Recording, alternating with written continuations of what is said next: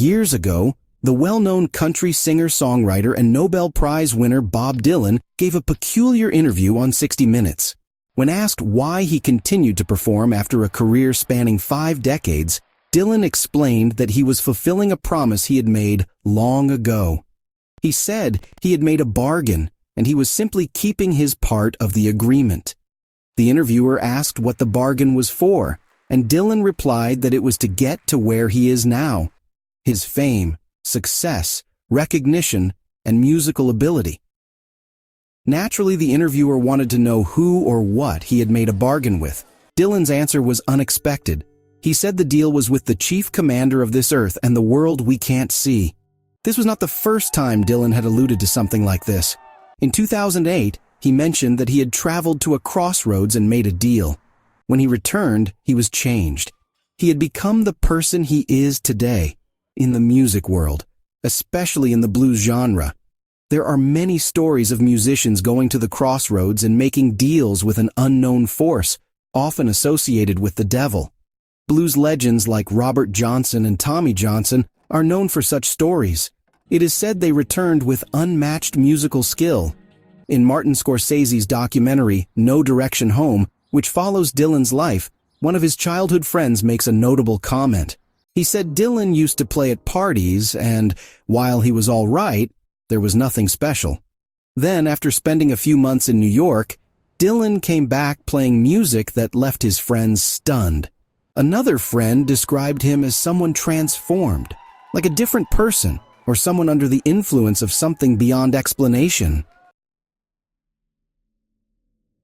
One of the earliest and most famous legends is that of Faust. The story has been retold by many writers, including Marlowe, Goethe, and others. In Goethe's version, Faust is a scholar who, dissatisfied with life and knowledge, falls into despair. He then makes a deal with a devil figure who offers him experience, pleasure, and deeper understanding. What many do not realize is that Faust may have been inspired by a real historical figure. Johann Georg Faust, a German doctor, philosopher, and alchemist from the 15th and 16th centuries, traveled throughout Europe performing acts that were considered magical. He offered horoscopes, claimed to perform miracles, and declared himself capable of replicating Christ's deeds. Faust was accused of fraud, was denied entry into cities, and was even denounced by the church. It was said that Faust traveled with a dog that could turn into a servant, and he kept numerous grimoires, books of magic. Some believed he had made a pact with the devil. Upon his death, caused by a chemical explosion, his body was said to be deformed beyond recognition. Reports claimed his body repeatedly turned a face downward, as if drawn to the earth. His true identity remains uncertain, and his story helped create the enduring myth of the scholar who trades his soul for forbidden knowledge. Another story is that of Bernard Fokke, a Dutch captain in the 17th century who was known for completing voyages between the Netherlands and Indonesia in record time, far faster than what was considered possible. There was no Suez Canal then. Ships had to sail around Europe, Africa, and through southern Asia, a journey that usually took at least a year. But Fokke allegedly made the trip in just 3 months. Letters, logs, and third-party records suggest these journeys were real. Fokke's crew described him as strict and severe. Sailors feared him. Some whispered that he had made a deal with the devil to become the fastest sailor alive. The story goes that the devil altered Fokke's ship to give it unnatural speed. Fokke gained fame, but in the end he could not escape the cost. He was condemned to sail the oceans forever as the captain of the Flying Dutchman, a ghost ship doomed never to reach port again. The ship was reportedly first sighted in 1709 and has since become a symbol of eternal punishment. Musicians have long been associated with the idea of making deals with the devil, especially those whose talent seems to defy explanation. One of the most often mentioned is Nicolo Paganini, a 19th century violinist. Rumors about Paganini began before he was even born. According to legend, his mother made a pact with the devil while pregnant, asking for her child to become a musical genius. By age 13, Paganini had learned everything his teacher could show him. By 15, he was performing across Europe. His speed and precision amazed audiences. He was known for playing 12 notes per second and using techniques that others could not replicate. His appearance added to the rumors.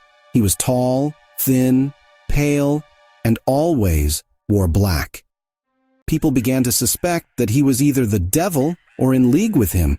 Stories circulated that he had committed murder and used the victim's intestines to string his violin. Others claimed they saw shadows or figures on stage during his performances. Even at the end of his life, Paganini turned away priests who came to give him last rites.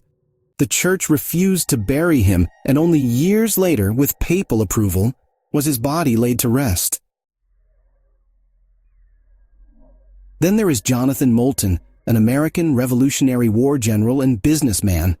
He became wealthy quickly and was resented by his community for his behavior. After his wife died, he married her younger friend, which drew more criticism. Whispers of supernatural involvement followed him. One story claims that Molton made a pact with the devil. In exchange for his soul, the devil would fill 2 boots with gold every day. Molton agreed, but eventually his greed grew. He cut the soles off the boots so the gold would spill onto the floor endlessly. The devil discovered the trick and, enraged, burned Molton's house to the ground. Molton escaped, but the story didn't end there. When he died, his body disappeared from the coffin. In its place was a pot of gold bearing a strange symbol. It is said the devil came for his due. These stories all center on the same theme: people trading something of deep value for something worldly. Whether it is knowledge, fame, talent, or wealth, the bargain always comes with a cost.